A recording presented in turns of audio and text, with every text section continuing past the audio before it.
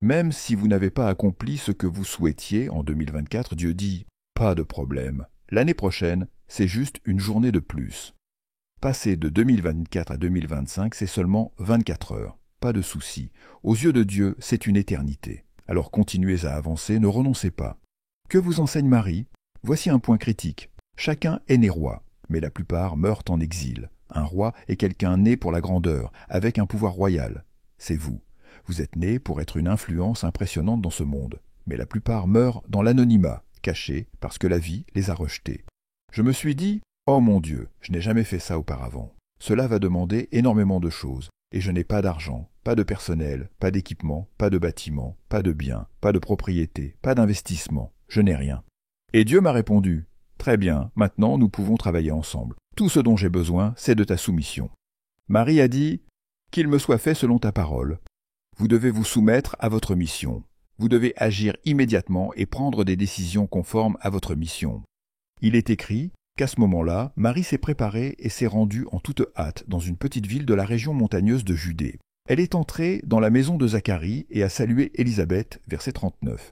Mesdames et messieurs, écoutez-moi attentivement. Ceci est important. Quand l'ange a fini de parler à Marie, elle a répondu « Qu'il me soit fait selon ta parole. » Puis, elle s'est immédiatement mise à préparer son voyage pour aller voir Élisabeth. Elle a agi sans tarder. Certains d'entre vous savent clairement ce qu'ils sont censés faire, mais vous en êtes à votre 3e année de procrastination. Si vous voulez accoucher de votre bébé, vous devez prendre des décisions. Permettez-moi de dire ceci au sujet des décisions. Il vaut mieux prendre une décision et se tromper que de ne pas en prendre et ignorer que vous auriez pu avoir raison. Rien au monde n'est pire que l'indécision. Et la décision de ne pas décider est une décision en soi. 95% du succès dans la vie découle de quelqu'un qui a pris une décision.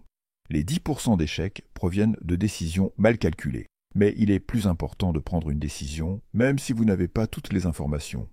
Oh, aidez-moi, je vous en prie. Les gens disent « rassemble toutes les informations avant de décider ».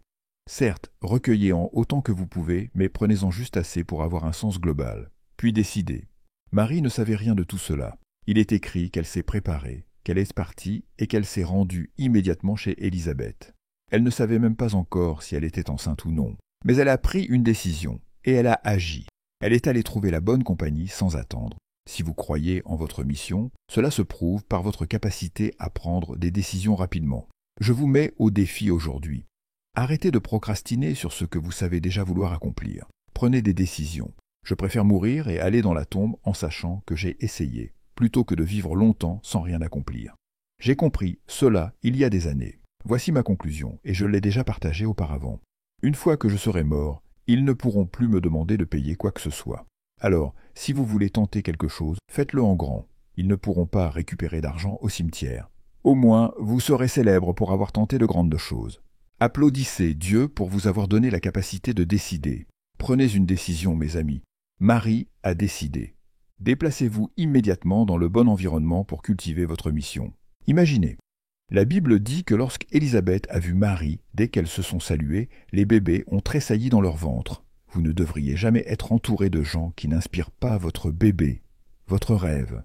Soyez avec ceux qui font bondir votre rêve, ceux qui l'animent. Je peux imaginer ce moment. La Bible précise qu'Élisabeth était enceinte de 6 mois. Cela signifie qu'elle avait déjà traversé les nausées matinales, tous ces moments d'inconfort et d'étranges envies alimentaires. Quand Marie est arrivée, Élisabeth était déjà expérimentée dans le développement d'une vision. Entourez-vous de gens qui en savent un peu plus que vous.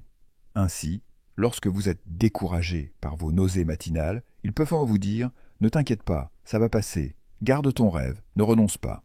Vous devez être entouré de gens capables de vous dire « Ce que tu traverses, je l'ai traversé, c'est temporaire. Garde ton rêve et continue d'avancer. » Quelqu'un qui peut vous encourager, car il a été avant vous sur ce chemin. Ne soyez jamais dirigé par des gens qui ne savent pas où ils vont.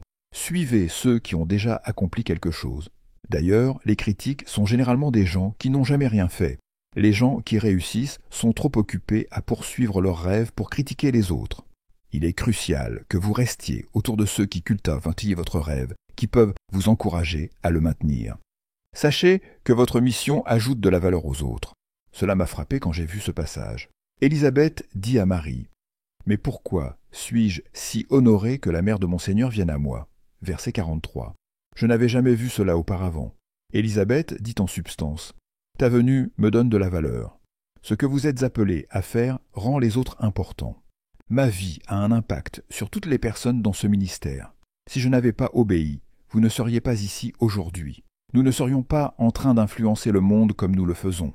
En d'autres termes, votre mission peut sembler personnelle, mais elle n'est jamais privée. Elle affecte la valeur des autres. Elle les rend plus importants. » Élisabeth dit, « Je suis honorée que tu sois venue vers moi. » Elle a dit, « J'ai Dieu dans ma maison parce que tu es dans ma maison. Je me demande ce que tu portes en toi, toi qui rends les autres importants simplement par ta présence. Dis à ton voisin, tu ferais mieux de me serrer la main et de m'inviter à déjeuner aujourd'hui, car tu ne sais pas à côté de qui tu es assis. Tu ignores ce que je porte. Je le répète depuis des années, nous rendons les autres précieux par la mission qui est la nôtre dans cette vie. Certains d'entre vous possèdent des entreprises et emploient des gens. Cela signifie que vous offrez un moyen de subsistance à d'autres personnes. Imaginez si vous n'aviez pas obéi à Dieu. Votre obéissance donne de la valeur aux autres. Sachez que votre but est pour le bénéfice des autres. Votre mission est destinée à servir les autres.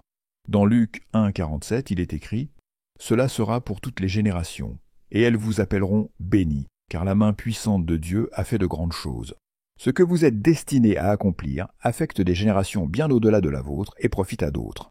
Restez dans le bon environnement jusqu'à ce que votre conception soit complète. Marie est restée avec Élisabeth jusqu'à ce que son ventre devienne bien rond. Permettez-moi de le dire ainsi.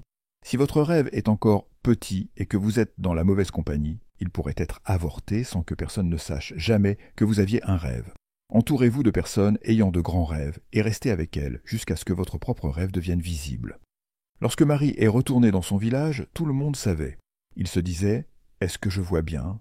Marie, mais que s'est-il passé ?» Elle était déjà à 3 mois de grossesse quand elle est revenue, et il était trop tard pour cacher quoi que ce soit. Soyez avec des gens qui font grandir votre rêve jusqu'à ce qu'il soit impossible de le cacher. C'est pourquoi parfois je garde compagnie avec moi-même. Il arrive que vous ne trouviez personne pour vous conseiller ou vous encourager. La Bible dit « Conseille-toi toi-même ». Je parle souvent à moi-même. Je me demande « Tu es prêt ?» Je me réponds « Oui, absolument ». Parfois, entre moi et moi-même, nous décidons que nous pouvons tout accomplir. Vous devez vous parler à vous-même.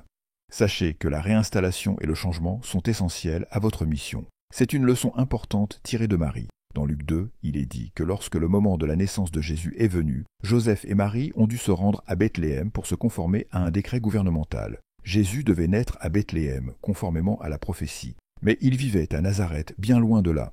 Alors, Dieu a utilisé le gouvernement pour les pousser à se déplacer. Parfois, Dieu vous déplace parce que ce qu'il veut accomplir ne peut pas être réalisé là où vous êtes.